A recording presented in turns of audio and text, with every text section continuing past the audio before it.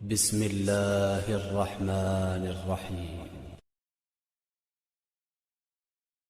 اہل سنت کا متکلم ہے، اس نے کہا، وہ کہتا ہے 500 آیات صرف علی کی شان میں نازل ہوئی ہیں۔ ہمارے بعض علماء نے 1000 سے زیادہ آیات جناب امیر علیہ السلام سے متعلق لکھی ہے کہ یہ مولا کی شان میں نازل ہوئی ہیں۔ مجھے نہیں معلوم کس حد تک لوگ موجود ہیں۔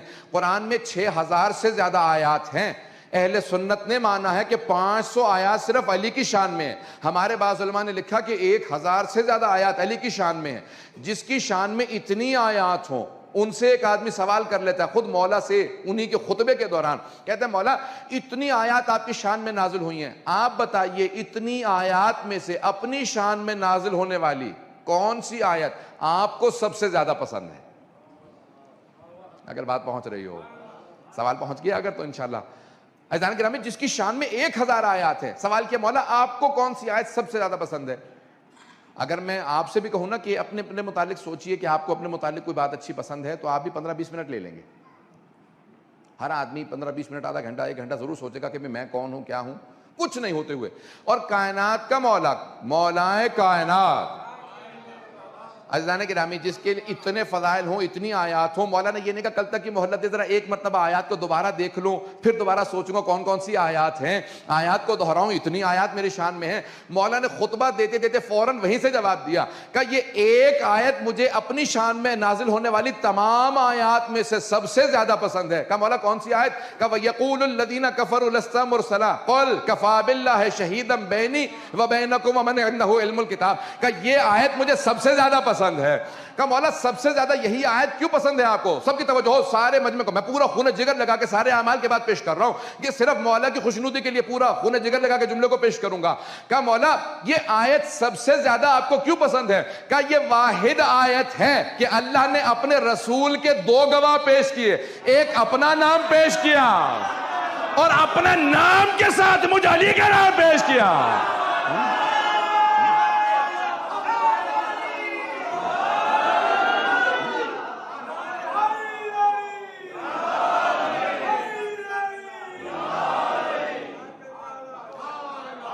مجھے یہ آیت سب سے زیادہ پسند ہے کہ اللہ نے اپنے نام کے ساتھ میرا نام رکھا۔ کہا میرے حبیب آپ کے لیے بس 2 گواہ کافی ہیں، ایک میں خود، دوسرا علی، جسے خدا اپنے نام کے ساتھ رکھ کے ناز کرتا ہو وہ ہمارا مولا علی ہے۔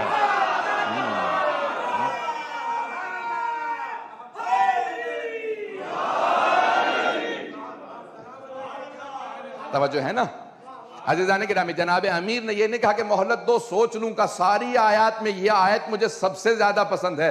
اب یہاں پہ 2 کمالات ہیں، ایک تو خود اللہ نے اپنے نام کے ساتھ مولا کا نام رکھا۔